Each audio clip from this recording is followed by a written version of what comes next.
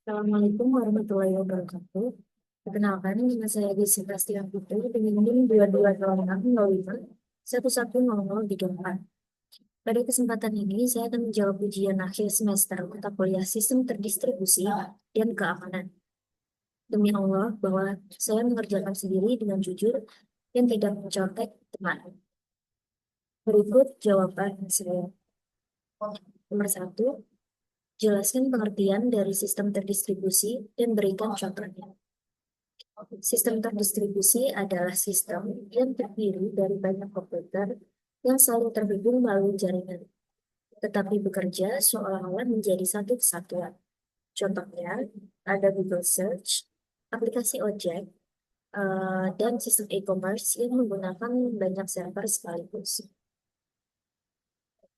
Nomor dua, sebut dan jelaskan tentang karakteristik sistem terdistribusi. Yang pertama, ada heterogeneity, di mana itu terdiri dari perangkat dan sistem yang berbeda. Kemudian yang kedua, ada scalability, itu adalah sistem yang mudah ditingkatkan kapasitasnya. Yang ketiga adalah concurrency, di mana banyak pengguna dapat mengakses secara bersama. Kemudian yang keempat, ada fault tolerance, itu tetap berfungsi meski ada komponen yang rusak. Kemudian yang kelima, itu openness, di mana itu menggunakan standar yang terbuka. Dan yang keenam, ada transparansi, di mana pengguna tidak sadar bahwa sistem tersebut. Soal nomor 3, sebut dan jelaskan tentang arsitektur utama sistem terdistribusi. Yang pertama ada client server, di mana klien nanti meminta layanan, server menyediakan. Kemudian yang kedua, peer-to-peer, di mana semua node setara dan saling berbagi. Kemudian yang ketiga, ada free tier, itu terdiri dari tampilan, logika, dan database.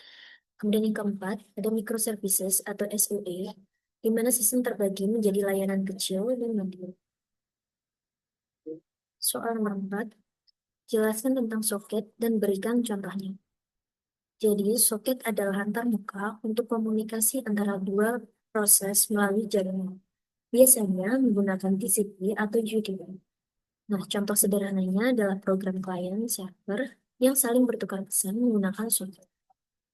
Soal nomor 5, jelaskan tentang Service Oriented Architecture atau SOA dan sebutkan services dalam SOA.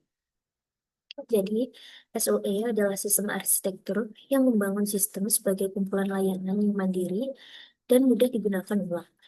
Jenis layanan dalam SOA meliputi business services, application service, infrastructure service, dan orchestration services. Kemudian soal nomor 6, jelaskan konsep web service REST. RISD itu adalah arsitektur layanan web berbasis HTTP, di mana menggunakan metode GET, POST, PUT, dan delete. RISD bersifat stateless dan biasanya mengirimkan data dalam format JSON. Soal nomor 7, jelaskan tentang kriptografi dan proses utama pada kriptografi. Jadi kriptografi adalah ilmu untuk mengamankan data. Proses utamanya melalui enkripsi, yaitu mengubah teks asli menjadi teks transkripsi, kemudian dekripsi, itu mengembalikan teks terenkripsi ke teks asli. Kemudian yang ketiga, itu pembuatan kunci, di mana menghasilkan key untuk enkripsi dan dekripsi. Soal nomor 8, jelaskan tentang replikasi dan jelaskan pula jenis-jenisnya. Jadi, replikasi adalah proses menyalin data ke beberapa server. Jenis-jenisnya ada master slave, multi-master, sinkronus, asinkronus. Nomor 9, jelaskan tentang penamaan domain. Jadi, penamaan domain itu dilakukan oleh DNS yang mengubah nama domain menjadi alamat IP. Struktur domain sendiri terdiri dari root, TLD seperti .com atau .id, second level domain seperti google.com, dan subdomain seperti mail.google.com. Kemudian soal yang terakhir, jelaskan konsep sinkronisasi pada NTP. Jadi NTP atau Network Time Protocol digunakan untuk menyamakan waktu antar komputer. Klien menghubungi server NTP, kemudian menerima timestamp, menghitung selisih waktu, dan kemudian menyesuaikan jam lokal agar sinkron dengan server. Demikian jawaban UAS saya, semoga dapat diterima dengan baik. Wassalamualaikum warahmatullahi wabarakatuh.